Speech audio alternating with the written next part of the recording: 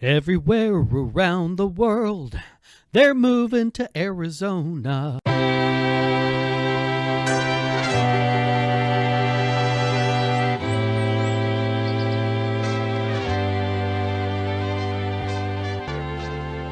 there.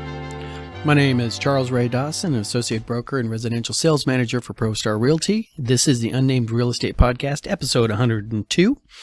Hope you guys are all having a good week. We are well into January right now, and we're starting to get all those really great reports that come in at the end of the year. They could take a couple days to calculate everything out, and some big news, a little bit of national news and everything. Big news for Arizona is that we once again are one of the gaining states. Okay, let's take a look at this. And I'm going to move my little picture right over there. And I'm going to click on this little link right here. Hey, percent of change in the state population. Okay, this is an older one, but this reflects pretty much exactly where people are coming and going to. We are indeed another state that we're taking a lot of people from other states in. We're in the top 5 this year. And that's good news for Arizona, unless you like the way things were. And I'm getting to be that kind of age where I can sit there and go like, I remember back in the day when, And the funny thing about Arizona is that most of us are new to the state. Most of us weren't born here because of the population growth in Arizona, and that people move here to Arizona, aren't necessarily bred here in Arizona.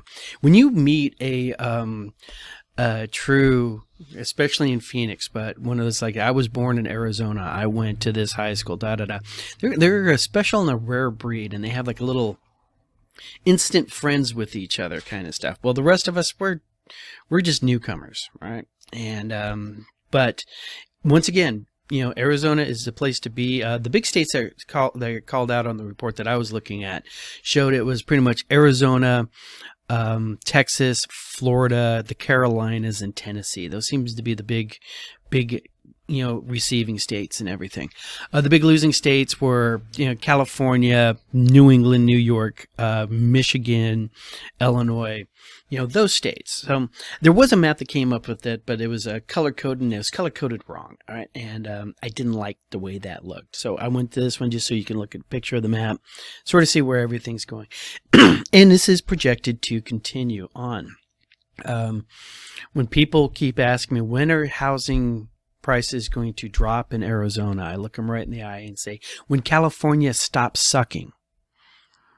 As long as we get more people coming into the state than we can build houses for, housing prices are always going to be these prices. I almost said rising, almost said ridiculously high, but we have seen some price adjustments because of the interest rate shock, right? We're going to get to that in a second. First thing I want to do, though, is cover the local news and everything, and some national news. 2 things that came out nationally. Wells Fargo came out and said that they are no longer going to be doing residential loans, or they're not going to promote residential loans. They're only going to write residential loans for their investor class and current customer base. They also said something in there about, I don't want to say low-income lenders and stuff like that, but, so they're going to have a couple special projects, first-time home buyers, especially for, let's say, groups of people that might have felt like Wells Fargo had discriminated against them before in the past. All right, so they're still going to keep that, because if they kill that program, they're going to get some really, really bad press. So they're going to keep those programs and everything going in place.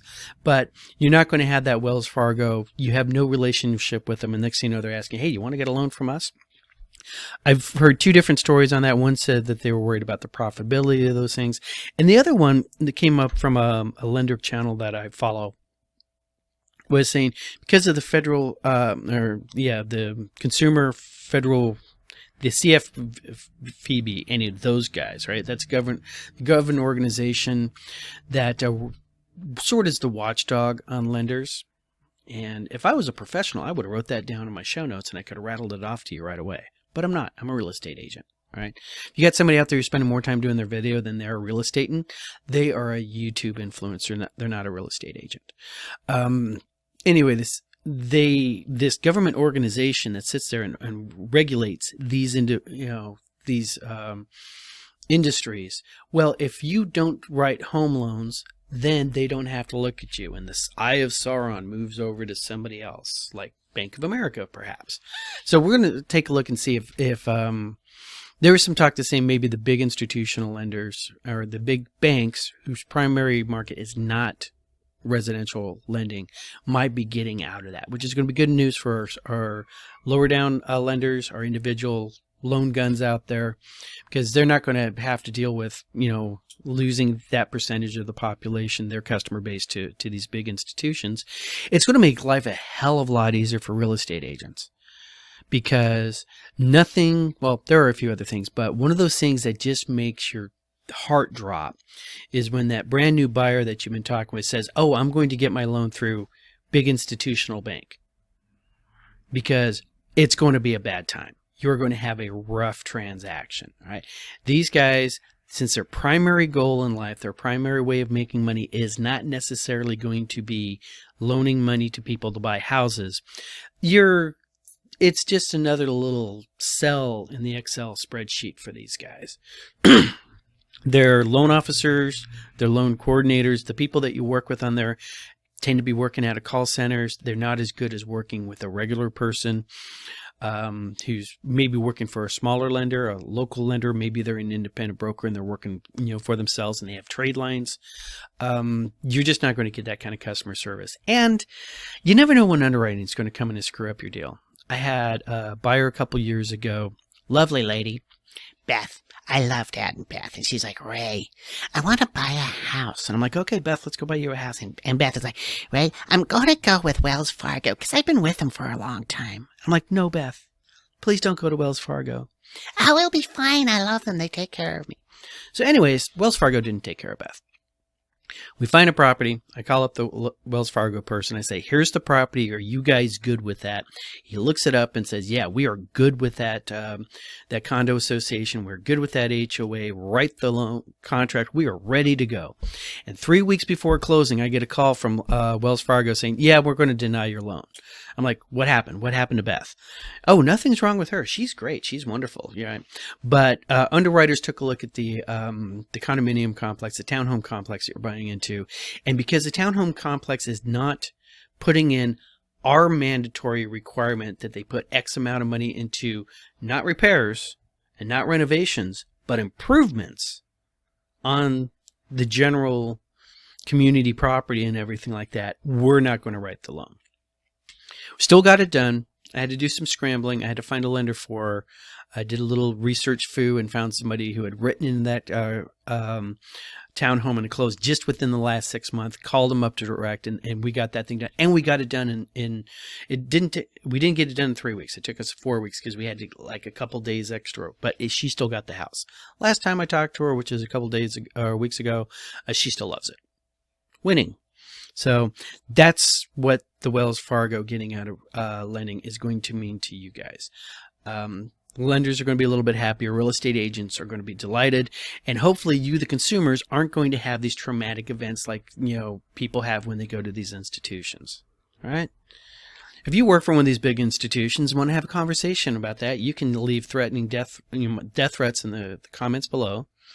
All right? And I'd love to have a conversation with you about it. So that was the big news coming out of Wells Fargo and nationally. There's also, on top of all the other national lawsuits, there's this really interesting one going on down in Florida. There was a real estate agency that was loaning people money on their house with a 40-year commitment that if you ever sell that house, you're going to sell it through us and you're going to pay them. You're going to sell it through them, all right, as your sales listing agent to sell the house, all right, and they were going to be guaranteed 3% commission. All right, so I'm going to loan you money, and I'm going to put a lien on your house to make sure that when you sell that place, I'm going to get to list the property. That's what these guys were doing. State of Florida is currently suing them. There's a couple other states that are looking into it. There are some houses here in Maricopa that have worked with this brokerage before, that currently have those liens on their properties, right? And we'll have to keep an eye out for those one if we ever see one out in the wild.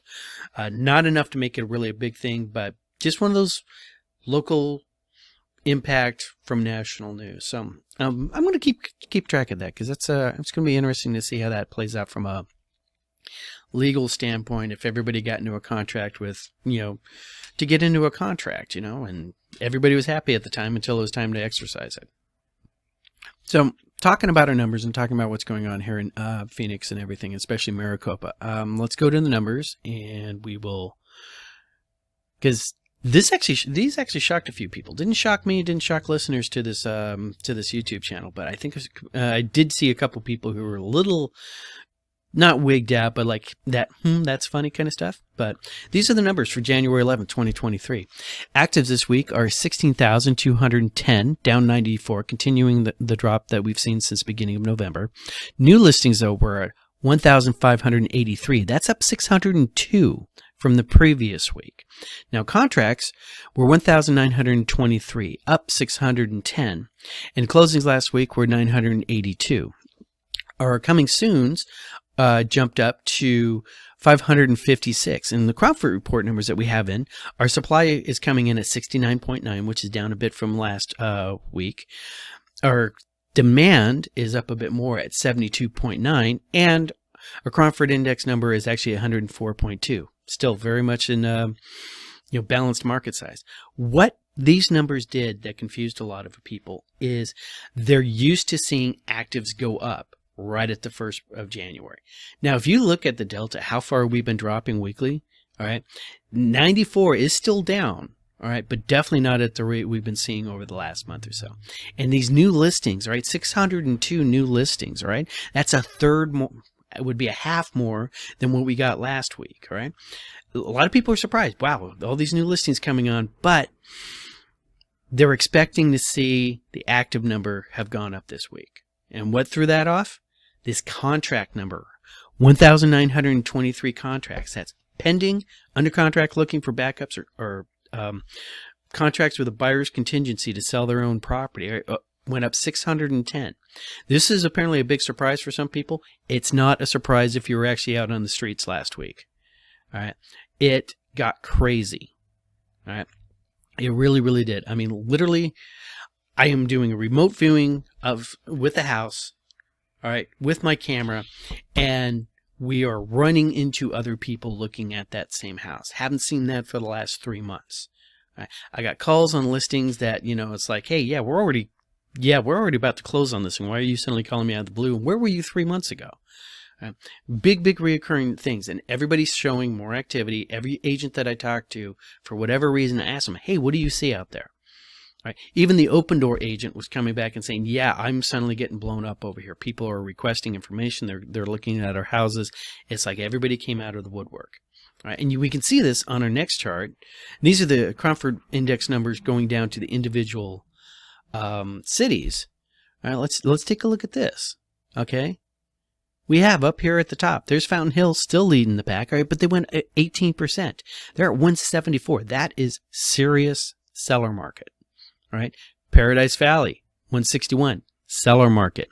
Cave Creek, all right, 129.9. Seller's market. All right. Chandler went up 38%, coming out of a balanced market directly into a nice seller's market. All right. They went up 38%. They're at 121.3. That's a huge jump. All right. Our other big, huge jump we had there was Avondale. Okay. Avondale just jumped all the way into a balanced market, went also going up 38%. Mesa jumped their way into a balanced market. All right. Going up 33% to 97.6. They were originally 73.3. That's a buyer's market, right? So we're in seller's market across, and everything is moving up except for Goodyear.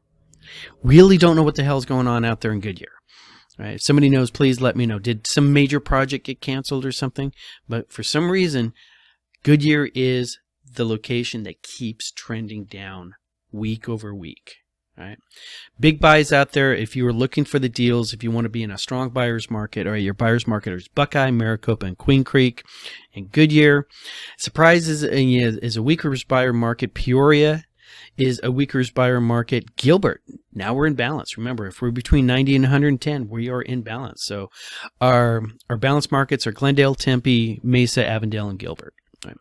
This is an interesting trend. Now, depending on if you're a buyer or a seller, buyers, you want this number to be higher. That means you have all the strength, right?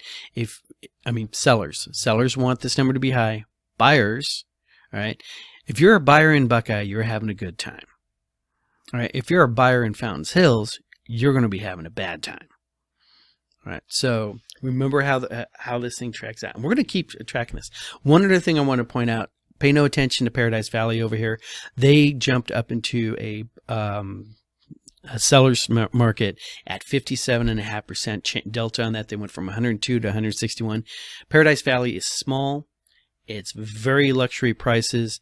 What they do is what they do, right? And they put something on the market and they'll take it right off. So I'm guessing that what happened with that Paradise Valley thing was a whole bunch of people just deciding to pull their house off the market and give it another run in a couple months, right? They do that a lot, right? So just watch out. But Chandler, want to know what's going on with Chandler? It's suddenly the place to be. All right, and then the other number we have, of course, right here is the market index as a whole. Once again, for those people who are waiting for the bottom market to get in, you got to be location driven on that. All right, if you were looking at the overall average, November was the time to buy, and you're not there anymore. So as an investor, find your spot, find out where you want to be, all right, or you really want to be on the buyer side of the market. This is where you're looking at. Another bit of information that came out through the whole thing was Tina does her big annual wrap-up and annual projection. She's been doing this at various title companies all week and stuff like that. I ransacked her slides to pull some information out, which apparently I'm allowed to do because I watched the thing. Awesome. Thanks, Tina. But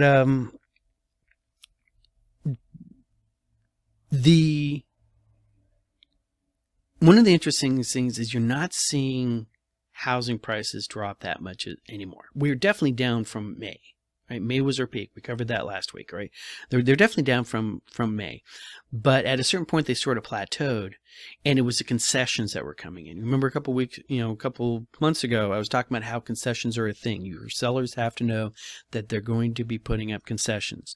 They might get their price point, but they're going to have to be putting up concessions. And we're now at, it was like 59.8% of closings had some sort of seller concession on that. That's either straight up money for a buy down, might have decided to handle some of the closing costs, could have been anything, right? Because it just tracks as concessions, right? So half the properties being sold out there are being done at concessions. Guarantee you it's happening that way out in Buckeye, right? In Avondale, those places, that's definitely where you're going to be seeing concessions. Fountain Hills, not so much, right? Because they're still sitting pretty out there. And probably will be for quite some time. It's a very desirable place for people to move into who are looking towards retirement, right? I bet you they have a lot of cash buyers out there. So keep an eye on that. What we have, though, that I want to talk about is the big thing on, the elephant in the room, what we're all looking at. This whole thing was caused by the interest rates jump, all right? And it's going to be dealt with once interest rates finalize that. I mean, once we settle those things out. Interest rates went up over 4.25 points last year, just at the Fed level. That was the Fed adjusting their funds rate hike. They went up 4.25%, right? That was huge. I'm reading today that the over under all the people chattering on Wall Street and stuff, they're only expecting a quarter point, right, a 0.25 or a 25 basis point shift the next time they meet on February 1st, which is significantly lower than what we did last year as a change, and is more in lines with what we used to do in the past. Right? And they're saying it might be one and done. That might be the only rate change this year. We'll see what happens, because there's things that Jerome Powell wants to see, and this is what he wants to see. He wants to see year-over-year inflation rate come down to 2% or thereabouts. Right? He wants to see a balanced housing market, right? Supply and demand to get better aligned so that housing prices go up at a reasonable level. Notice he's not saying he wants to see a market crash. Also, notice that he's not saying anything about he wants to see affordability change. That's interesting. Right? Affordability really is a major metric out there, but he's not talking about, he just wants to see supply and demand get better aligned, right? And he can adjust that as he did. I crank up the interest rates, less buyers can afford to buy. There's less buyers out there, more equally ratio of people selling houses to people buying houses, right? And the third thing he wants to see is a balanced labor market. I got opinions about two of these things, and I'll have a discussion about the third thing, right? But let's look at the year-over-year inflation rate. And this is why this chart right here, this one got stolen from, based on headlines from Fortune and off of a place called tradingeconomics.com.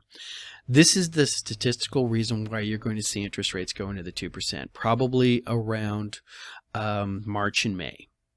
Right?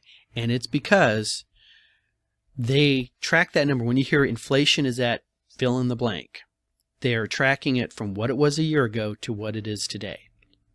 Right? So this one tracks in August, right? So, or October. So October 21, consumer price index was all the way down here. Right? Then by the end so that would be October 21 to October right here. You can see the delta on that comes to 6.1%. That's why back in October people were saying inflation was at 6%. Now you can see it already started to level off, but since you're comparing this one right here with this one right here, when you go up a month, now you're comparing this one to here to this one here. Now you're only at 5.5. This is right back here in June. You're at 7% because it's not comparing to here. It's comparing all the way back over to here. It's measuring the delta of what it was 1 year prior. When we hit right now, our consumer price index, we're in January 23. Whatever happens this month is going to be compared to this month right here, where you can see it already went up to 119. Right?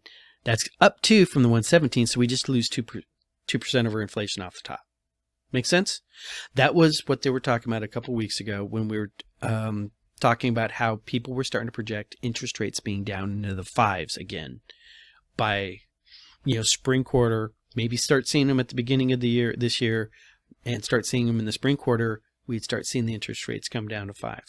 I am even more sure that that's going to happen if Jerome Powell only raises the rates a quarter, because they're going to bake that in, right?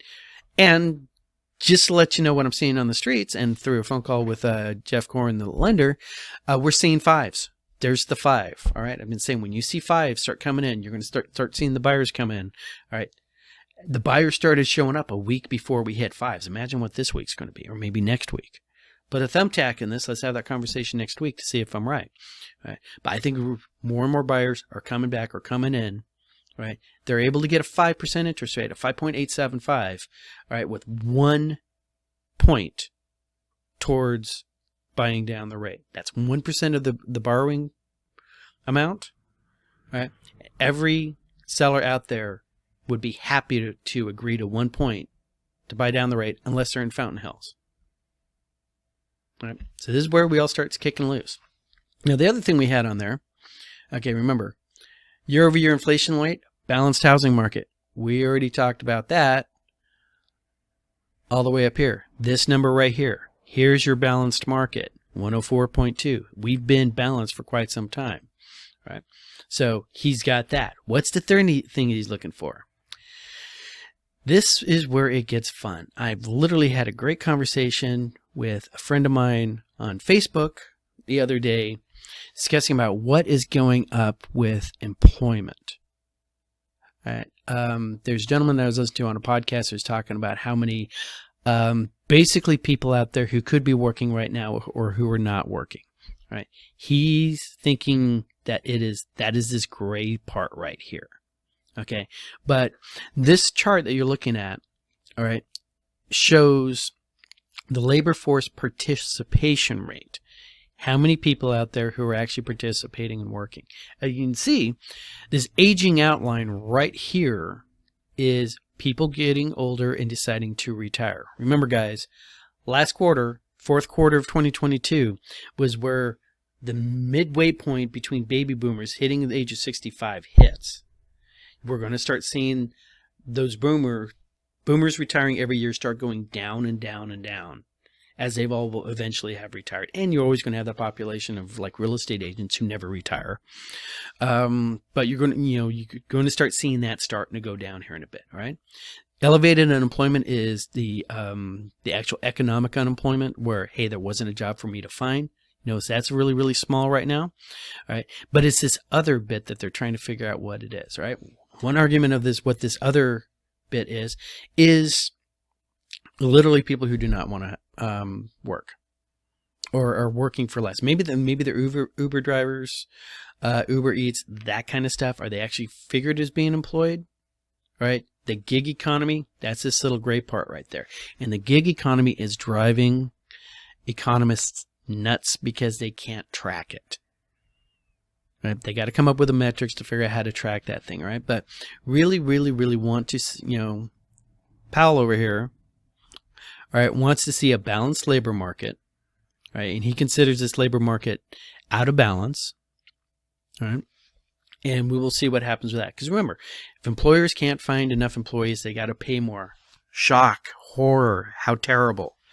All right, but when they pay more, that means it raises the cost of prices. Because the strange thing about economics, if you have a cost put on you, you pass that down to your end consumer. All right, so we'll see how that plays out on that.